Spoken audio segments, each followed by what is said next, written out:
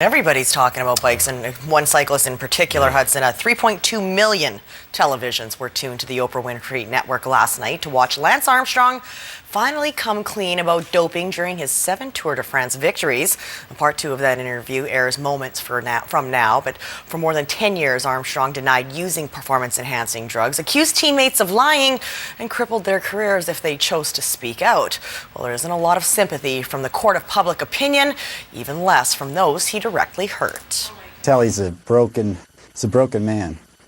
I think he's still a bit confused on everything, maybe not 100% sorry for everything. I think he's in the process of really learning of how many lives he affected, how many lives that he kind of ruined and really stepped on. He owed it to me.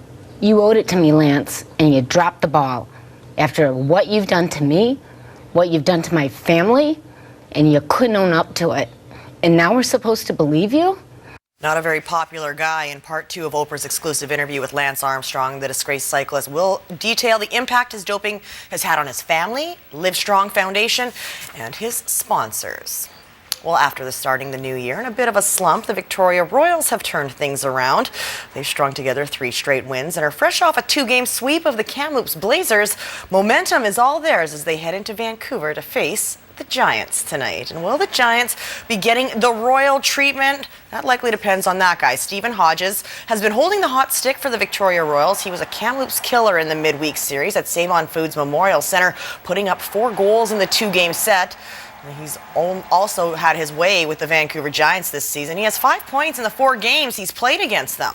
Just getting good chemistry with my line mates right now. Everybody's buying into the system. We got a few guys out of the lineup, and the younger guys are stepping up, and the older guys are taking on more of a role. So everybody's contributing. So it's not just me doing the work. We'll forgive Hodgie and the boys if they have a bit of a swagger when they take the ice tonight.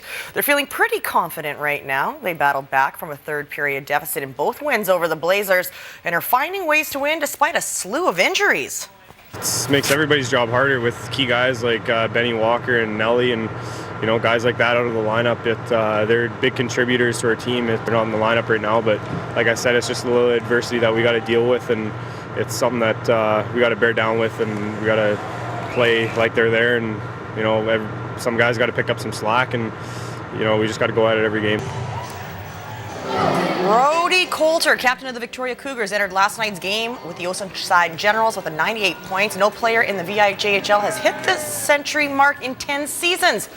Coulter opened the scoring, giving him 99 points, 2-0 Cougars. When Oceanside Generals get one back, Marino Somerville finishes the 2-on-1, cutting the lead in half. Second period, Coulter has scored some beautiful goals this season, but the one that gets him to 100 points isn't one of them. Coulter Mania running wild in a squad malt last night as he's mobbed by his teammates. Brody Coulter, 20 years old, first player to hit 100 since Jason Jocks of the Campbell River Storm back in 2003.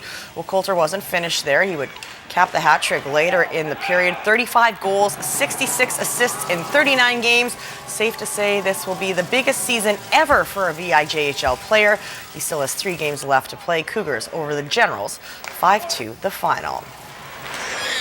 Well, not a piece of ice will be going unused this weekend in the Greater Victoria area. More than 150 hockey teams are here for the 36th annual Carha Pacific Cup.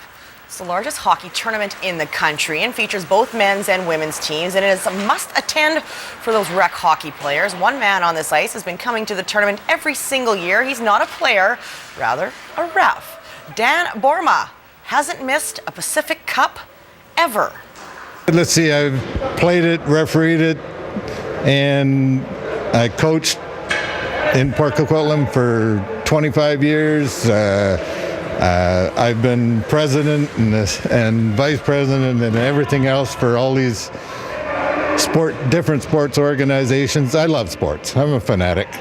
My wife will attest to that. I love going and sitting in the dressing room afterwards and bantering back and forth and having a pop and just hanging out with the guys. Well, you can see Dan and the boys all weekend. The Pacific Cup runs all weekend. Finals will go on Sunday. Newly signed Lions quarterback Travis Lulay won't have Arlen Bruce to throw to next season. The Leos released the veteran receiver today, along with defensive back Byron Parker. Still no word on whether G. Roy will be back next season, but the Lions reportedly have made him an offer. Well, it's been a while since the McKinnon Gym was a symphony of squeaky sneaks, but this weekend Vikes Basketball is back. Tonight it's Regina, tomorrow Brandon. Tall order for Danny Sinclair's women's team, as Regina is the #2 team in Canada. The Vikes, though, following back-to-back road wins over Winnipeg and the University of Manitoba, have now cracked the top 10. Leading the way is third-year forward Jessica Renfrew, who poured in 21 and 23 points in those two games. Good enough for Canada West Athlete of the Week honors. Jordan's going to check out both those games tonight. He's going to have all the highlights tonight at 11. Big weekend for the Vikes. Back home, finally, for 2013. Time better spent than watching you-know-who. I know. All right. My thank you. You're most welcome.